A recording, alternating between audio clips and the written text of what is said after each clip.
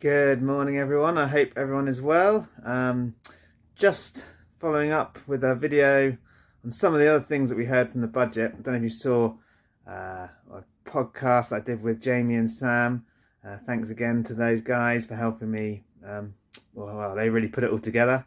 But yeah, one of the other things that's come out of the budget that wasn't mentioned in Rachel Reeves' speech, but was in the budget book, was to do with making tax digital. Now, for those of you who don't know, making tax digital is a long-term goal of HMRC of digitising taxpayers' records, essentially. So you no longer submit paper or self-assessment style forms. It's actually done through bookkeeping software. It's been in place for VAT for many years now.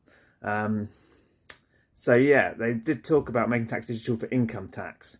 So this affects landlords, and it also affects self-employed. And the announcement was, and by the way, this is despite, actually in the Labour manifesto, I think one of the pledges was to abolish the move to making tax digital. A bit of an aside. So that's clearly been rowed back on. I imagine once they got into government, HMRC said the plans were too far along or something. But anyway, leaving the politics aside, what the plan is to, over the lifetime of the Parliament, over the next 5 years, is to bring those with a turnover, an income of over £20,000 into making tax digital. What this will mean, it'd be quite a big shake-up really, because it will mean instead of submitting one tax return a year, you'll submit 5 tax returns a year, essentially, 4 on a quarterly basis, and then 1 which will be the standard current one that's currently done to tidy everything up.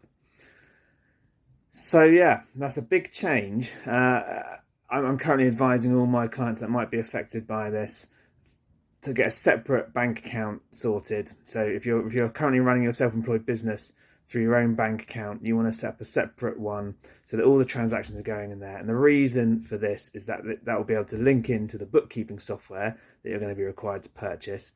You'll be able to link it to the bookkeeping software, and that will make it much more straightforward and much easier to make sure you get everything done on a quarterly basis and filed to HMRC. Yeah, but we'll see how that progresses. It's going to be done in stages. So first of all, it's going to capture everyone under £50,000 turnover, and they're going to take it from there. But over the next few years, I think the starting point is they're still planning for April 26. So it's not for a while yet, but I do need to start thinking about it, especially if you're an accountant or tax advisor. You should be getting all your clients' ducks in a row and letting those who are going to be affected know about it.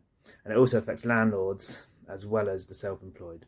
But yeah, that's my video for this week. Just if you do have any questions about making tax digital, or worried about how it's going to affect your self-employed business, because potentially it's going to be a big shake-up of the way that you do taxes.